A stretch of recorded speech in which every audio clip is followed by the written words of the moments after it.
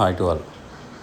ఇప్పుడు మీరు చూస్తుంది విజయవాడ చెన్నై బైపాస్ అన్నమాట. ఇది ఇప్పుడు మీరు చూస్తున్న ప్లేసు ఒకానొక టైంలో ఈ పిల్లలు ఆడుకోవటానికి కానీ, ఫ్యామిలీస్ కొంచెం టైం స్పెండ్ చేయడానికి కానీ, ఫ్యామిలీతో పిక్నిక్ లాగా రావడానికి కానీ మంచిగా ఉన్న ప్లేస్ అన్నమాట. ఇది చాలా మంచిగా ఉండేది, చాలా బ్యూటిఫుల్గా ఉండేది, ఫ్యామిలీ ఎంటర్టైనర్ లాగా ఉండేది అన్నమాట. ఇది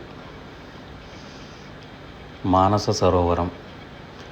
ఇక్కడ ఎవ్రీ సాటర్డే సండే అసలు పబ్లిక్తో ఎప్పుడు చాలా అందంగా ఉండేదన్నమాట ఈ లొకేషను. ఇది లాస్ట్ కోవిడ్ టైం నుంచి ఇలా అయిపోయింది. కోవిడ్ టైం దాటిన దగ్గర నుంచి మూతపడింది. అప్పటి నుంచి మొత్తం అంతా పాడైపోయి ప్రజెంట్ కండిషన్ ఇలా ఉంది. ఇది ఏపీ టూరిజం వాళ్ళు దీన్ని మెయింటైన్ చేస్తున్నారు. మరి దీన్ని ఎందుకు ఇట్లాగా వదిలేశారనేది కరెక్ట్గా తెలియదు.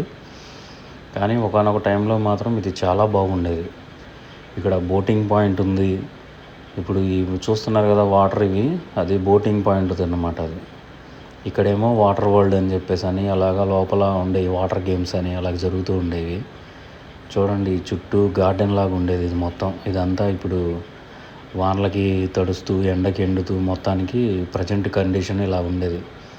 ఇక్కడేమో మనకి కూల్ డ్రింక్స్ ఇవన్నీ దొరుకుతుంది అన్నమాట. చిన్న రెస్టారెంట్ లాగా ఉండేది అక్కడ.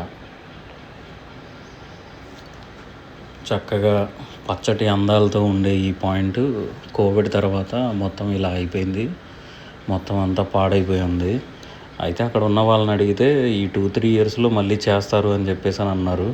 ఇది మళ్ళీ గవర్నమెంట్ వాళ్ళు దీన్ని కొంచెం పట్టించుకొని మళ్ళీ ఓపెన్ అయితే ఇది చాలా మంచి పర్యాటక కేంద్రం లాగా మారుతుంది. సో ఇది మళ్ళీ రీఓపెన్ అవ్వాలి, మొత్తం అంతా బ్యూటిఫుల్గా తయారవ్వాలని కోరుకుందాం. Thank you.